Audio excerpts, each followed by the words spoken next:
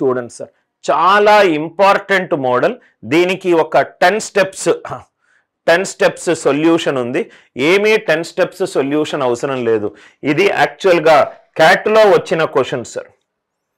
ఇది CAT previous year question and SSC CGL previous year question రెండిట్లోనూ వచ్చింది. SSC సిజిఎల్లో చాలా వరకు క్వశ్చన్లు మనకు right, SSC CGL previous year question right. దీనికి సింగిల్ స్టెప్ ఆన్సర్ ఉంది. క్వశ్చన్ చూడంగానే మనకు ఆన్సర్ వస్తుంది.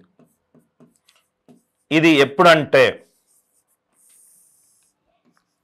2r² డైరెక్ట్ ఫార్ములా ఉంది. 2r² into π/3 minus √3/4. ఇది స్టార్ మార్క్ పెట్టుకోండి. ఇది ఎప్పుడు ఉపయోగపడుతుందో కూడా చెప్తాను. 2r² into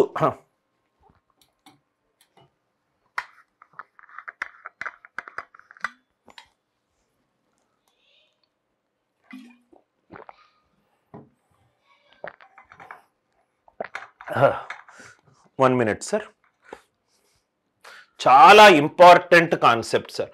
2r² into π/3 minus √3/4 star mark పెట్టుకోండి సార్.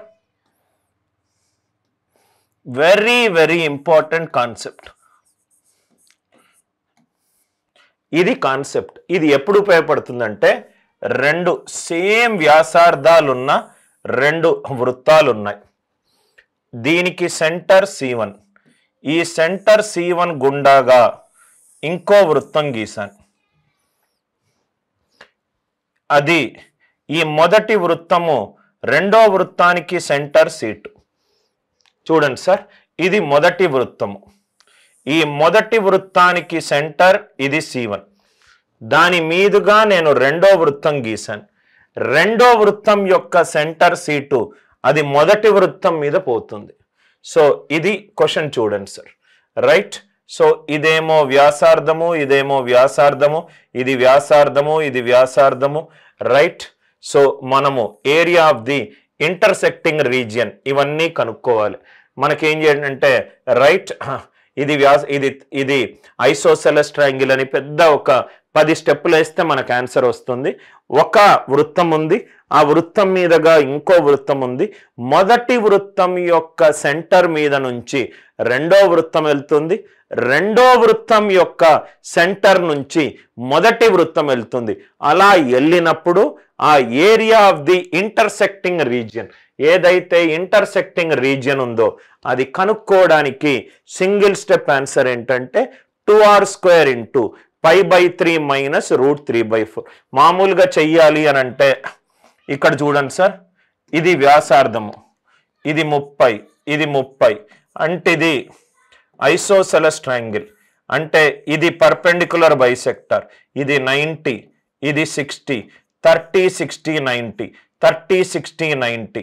ఇదేమో 30. దాని నుంచి ఇది కనుక్కుంటాం, ఇది కనుక్కుంటాం. ఐసోసెలస్ ట్రయాంగిల్ ప్రాపర్టీ నుంచి మనకు ఆన్సర్ వస్తుంది. అంత చెయ్యాల్సింది లేదు. చాలా ఇంపార్టెంట్ కాన్సెప్ట్.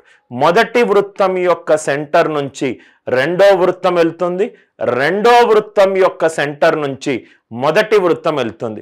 వెళ్ళినప్పుడు ఇంటర్సెక్టింగ్ రీజియన్ యొక్క ఏరియా, ఇంటర్సెక్టింగ్ రీజియన్ యొక్క ఏరియా ఏం sir? 2r² into π/3 minus √3/4. Radius ఎంత ఇచ్చాడు ఇక్కడ? 30.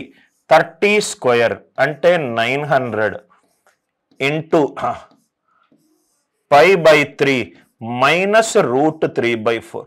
10 సెకండ్లో అయిపోతుంది. కాన్సెప్ట్ మీకు తెలుస్తే ఇది మల్టిప్లై చేస్తే 300s are 900, 300 2s are 600.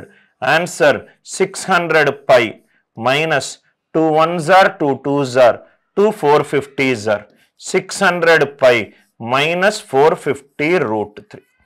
Answer ఏంటి సార్? 600 pi minus 450 √3. సో ఈ క్వశ్చన్కి answer option number 4, 600 pi minus 450 √3.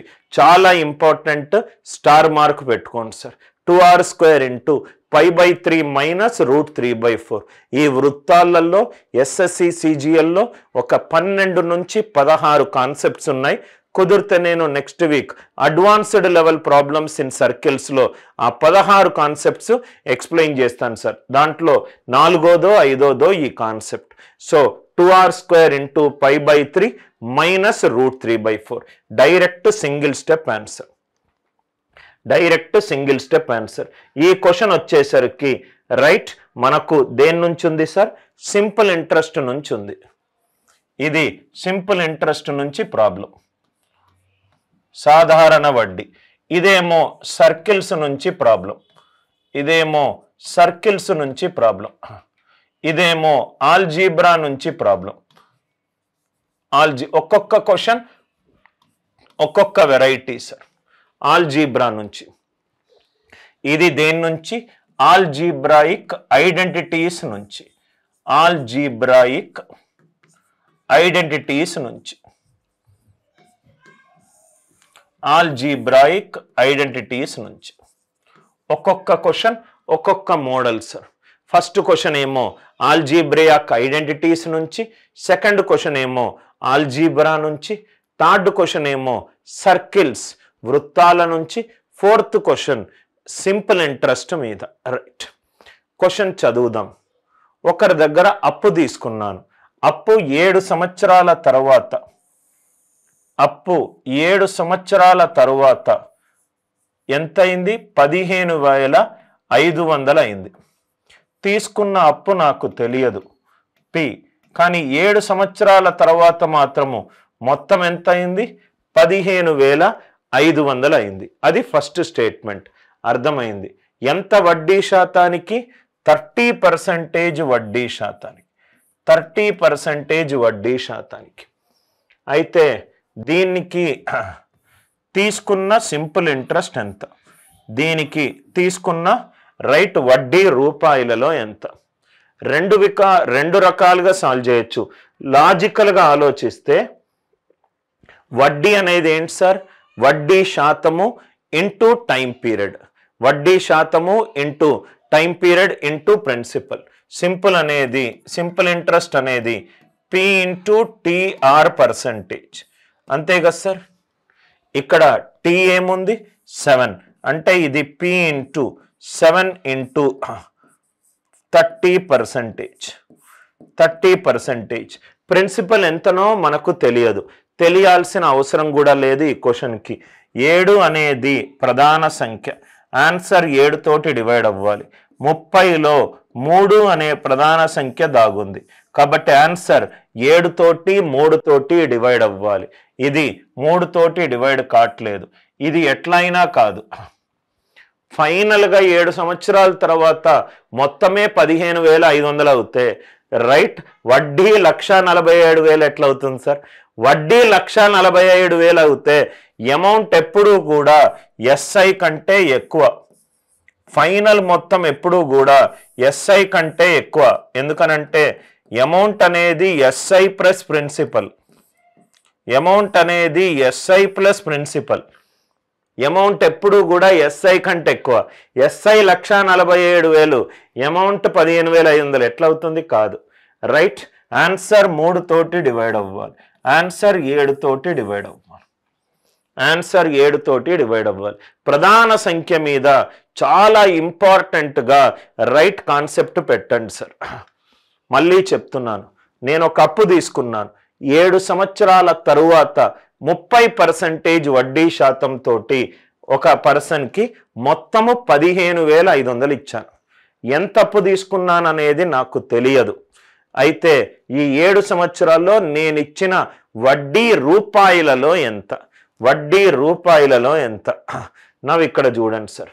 వడ్డీ అంటే రూపాయలలో P into T into R percentage. P into T అంటే 7 years, ఆర్ అంటే 30%, పి ఇంటూ 7 ఇంటూ 30%. ఆన్సర్ని పిని 7 తోటి లబ్ధం చేస్తున్నాను. 7 అనేది ప్రధాన సంఖ్య అంటే ఆన్సర్ 7 తోటి భాగాహారింపబడుతుంది. 30లో 3 అనే ప్రధాన సంఖ్య ఉంది, 3 తోటి భాగింపబడుతుంది. ఆన్సర్ 7 తోటి భాగింపబడాలి, 3 తోటి భాగింపబడాలి. 7 3 తోటి భాగింపబడే ఒకే ఒక option 3. Are you all with me? Right. So logical P కనుక్కోవాల్సిన అవసరము లేదు. పి కనుక్కోవాల్సిన అవసరం లేదు. ఈ క్వశ్చన్ని మనము ఆల్రెడీ ప్రీవియస్ క్లాస్లో ఇట్లాంటి ప్రాబ్లమ్స్ని డిస్కస్ చేసాం. ఏంటి సార్ ఆ కాన్సెప్ట్? క్వశ్చన్లో చరరాశులు ఉన్నాయి, క్వశ్చన్లో చరరాశులు ఉన్నాయి, క్వశ్చన్లో చరరాశులు ఉన్నాయి, ఆన్సర్లో కూడా చరరాశులు ఉన్నాయి. క్వశ్చన్లో చరరాశులు ఉన్నాయి, ఆన్సర్లో చరరాశులు ఉన్నాయి. ఇలా ఉన్నప్పుడు మనము యూజ్ చేసే కాన్సెప్ట్ ఏంటి సార్? సబ్స్టిట్యూషన్. సబ్స్టిట్యూషన్ అనే కాన్సెప్ట్ మనము యూజ్ చేస్తాం. సబ్స్టిట్యూషన్ అనే కాన్సెప్ట్ మనము యూజ్ చేస్తాం. Are you all with me? Now ఇక్కడ చూడండి సార్, చాలా ఈజీ. ఎక్స్ బదులు 1 పెట్టుకోండి, వై బదులు 1 పెట్టుకోండి. 1 + 2 3 cube plus 1 - 2 -1 cube.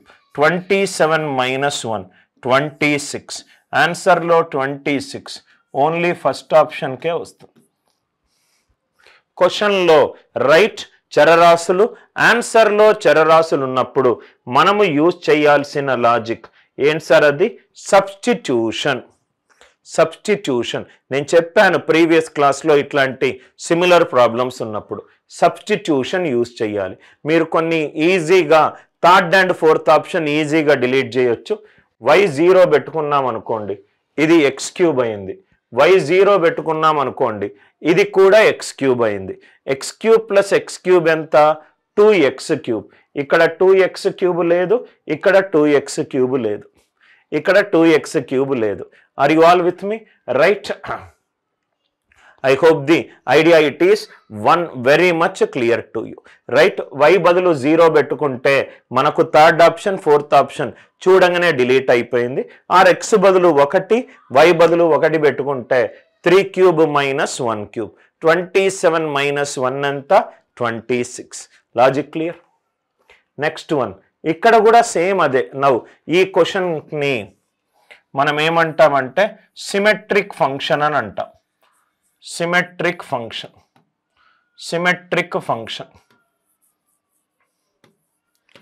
Symmetric function, symmetric function. Sir symmetric function అంటే ఏంటి సార్? ఇప్పుడు సపోజ్గా ఒక ఈక్వేషన్ ఉంది. f(x, y) is x² + y² + xy. x² + y² + xy. x బదులు y పెట్టుకున్నా, y బదులు x పెట్టుకున్నా సమీకరణం చేంజ్ అవ్వదు. దాన్ని మనము సిమెట్రిక్ ఫంక్షన్ అని అన్నాం. x బదులు y పెట్టుకున్నా, y బదులు x పెట్టుకున్నా ఫంక్షన్ చేంజ్ అవ్వదు. Function will not change, function won't change. x బదులు y పెట్టుకున్నా, y బదులు x పెట్టుకున్నా ఫంక్షన్ చేంజ్ అవ్వదు. దాన్ని మనం ఏమన్నామంటే సిమెట్రిక్ ఫంక్షన్ అన్నాం. క్వశ్చన్ చూడండి సార్ ఒకసారి. క్వశ్చన్లో ఏమిచ్చాడు? x² + y² + z² is equivalent to xy + yz + zx. xy + yz + zx. ఈ సమీకరణం చూడండి sir. x² + y² + z² is xy + yz + zx. x బదులు y పెట్టుకున్నా, y బదులు z పెట్టుకున్నా, z బదులు x పెట్టుకున్నా ఆన్సర్ చేంజ్ అవ్వదు. ఈ ఫంక్షన్ అనేది చేంజ్ అవ్వదు. x బదులు y పెట్టుకుంటున్నా, y బదులు z పెట్టుకుంటున్నా, z బదులు x పెట్టుకుంటున్నా, x బదులు y, y బదులు z, y బదులు z, z బదులు x, z బదులు x, x బదులు y. సేమ్ అదే వచ్చింది కదా సార్? రైట్. సో మనకు ఇచ్చిన క్వశ్చన్లో, రైట్ ఇచ్చిన క్వశ్చన్లో ఇది సిమెట్రిక్ ఫంక్షన్, ఇది సిమెట్రిక్ ఫంక్షన్, ఇది సిమెట్రిక్ ఫంక్షన్. సిమెట్రిక్ ఫంక్షన్ అంటే ఏంటంటే x బదులు y పెట్టుకున్నా, ఎన్ని చరరాశులు ఉంటే అన్ని, ఒకదాని బదులు ఇంకోటి పెట్టుకున్నా మనకు ఆన్సర్, ఆ ఈక్వేషన్ అనేది మారదు. సిమెట్రిక్ ఫంక్షన్లో మనం బెస్ట్ చేయాల్సింది x1, y1, z1. సబ్స్టిట్యూట్ చేసుకుంటే మనకు ఆన్సర్ వస్తుంది. ఎందుకు సబ్స్టిట్యూషన్ చేసుకుంటున్నాం సార్? క్వశ్చన్లో చరరాశులు, క్వశ్చన్లో చరరాశులు, క్వశ్చన్లో చరరాశులు, ఆన్సర్లో సంఖ్యలు, క్వశ్చన్లో చరరాశులు, ఆన్సర్లో సంఖ్యలు ఉన్నప్పుడు మనం యూజ్ చేయాల్సిన బెస్ట్ మెథడ్ ఏంటి? సబ్స్టిట్యూషన్. మనం యూజ్ చేయాల్సిన బెస్ట్ మెథడ్ ఏంటి? సబ్స్టిట్యూషన్. ఇది చాలా ఇంపార్టెంట్ సార్. ఏదైతే నేను బాక్స్లో పెట్టుకుంటున్నానో అది చాలా ఇంపార్టెంట్. మనకు ఎక్కడైనా ఆల్జీబ్రా క్వశ్చన్లో చరరాశులు, ఆన్సర్లో సంఖ్యలు కనబడ్డప్పుడు మనము యూజ్ చేయాల్సిన logic substitution logic. Substitution logic. x1 y1 z1, ఎందుకంటే 3 సమానంగా ఉండాలి. ఎందుకంటే రైట్, దీనికి అర్థం ఏంటంటే x=y=z అని. XYZ సమానంగా ఉండాలి. సమానంగా మీరు ఏ వాల్యూ తీసుకున్నా ఆన్సర్ వస్తుంది. సింప్లెస్ట్ సహజ సంఖ్య ఏంటి? 1. 7 + 5 12, 12 + 10 22, 9 + 13 22, 22/22 ఆన్సర్ ఎంత? 1. 22/22 ఆన్సర్ ఎంత? 1. సిమెట్రిక్ 2 కీ పాయింట్స్ దయచేసి నోట్స్లో రాసుకోండి. ఏంటి సార్ ఆ కీ పాయింట్స్? సిమెట్రిక్ ఫంక్షన్ కనుక మీరు కనబడ్డప్పుడు x=y=z అని సబ్స్టిట్యూట్ చేసుకోండి. ఇప్పుడు x=y=z పెడితే ఏమవుతుంది చూడండి సార్? 3x², ఇది కూడా 3x². x బదులు 1, x=y=z అన్నాను కాబట్టి XYZకి ఏదైనా వాల్యూలు ఇవ్వచ్చు. సింప్లిఫై ద ప్రాబ్లం అని ఒక అప్రోచ్ చెప్పాను. ఆ ప్రాబ్లంకి ఎంత తక్కువ టైంలో అంటే అంత తక్కువ టైంలో చేయాలి కాబట్టి x1 and y1 and z1 substitute చేసుకుంటే చాలు. x1